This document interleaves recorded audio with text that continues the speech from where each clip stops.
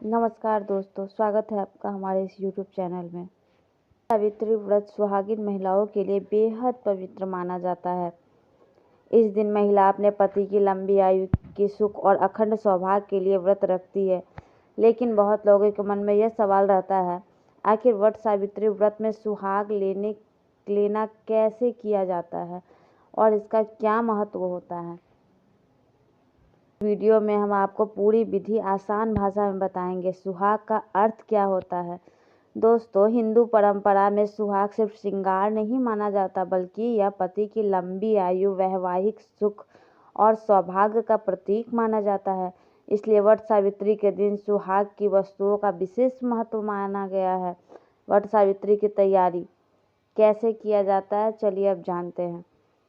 सुबह जल्दी उठकर स्नान करें वट सावित्री व्रत के दिन। फिर साफ या लाल पीले रंग का वस्त्र पहने। इसके बाद पूजा की थाली तैयार करें। ध्यान रहे, थाली में सिंदूर, चूड़ियाँ, बिंदी, मेहंदी, चुंदरी, हल्दी, कुमकुम, कच्चा सूत, फूल और मिठाई आदि जरूर होना चाहिए।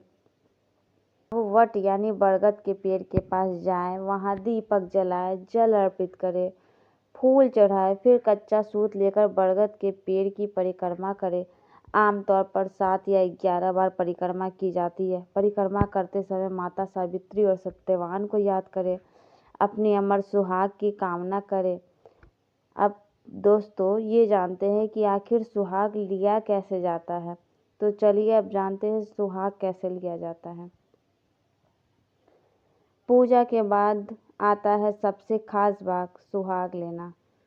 इसमें महिला किसी बड़ी सुहागिन महिला जैसे सास, जेठानी या उम्र में खुद से बड़ी महिला के चरण स्पर्श करती है। फिर उनसे आशीर्वाद लिया जाता है। अखंड सौभाग्यवती भव, मतलब अपने सुहाग के रक्षा के लिए वह आशीर्वाद लिया जाता है अपने बड़े लोगों से। इसके बाद सुहाग की वस्तुएं दी और ली जाती है, जैसे सिंदूर, चूड़ी, बिंदी, मेहंदी, चुनरी। कई जगह महिलाएं एक दूसरे को भी सुहाग देती है। अब जानते हैं सिंदूर का महत्व।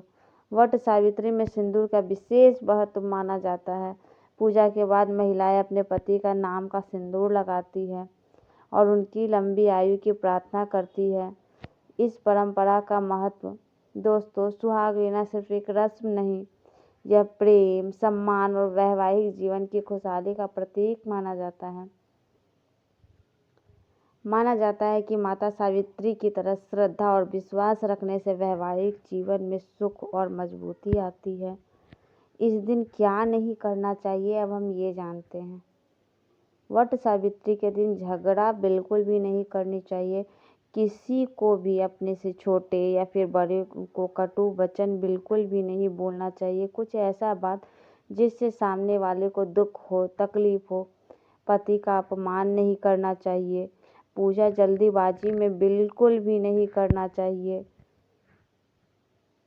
अगर आप वट सावित्री का व्रत रखने वाली हैं तो माता सावित्री आपके सुहाग की हमेशा रक्षा करे। वीडियो अगर अच्छा लगा हो तो लाइक करें, शेयर करें, सब्सक्राइब करें और कमेंट में जय माता सावित्री ज़रूर लिखें। आगे ऐसे ही जानकारी के लिए हमारे चैनल को सब्सक्राइब कीजिए।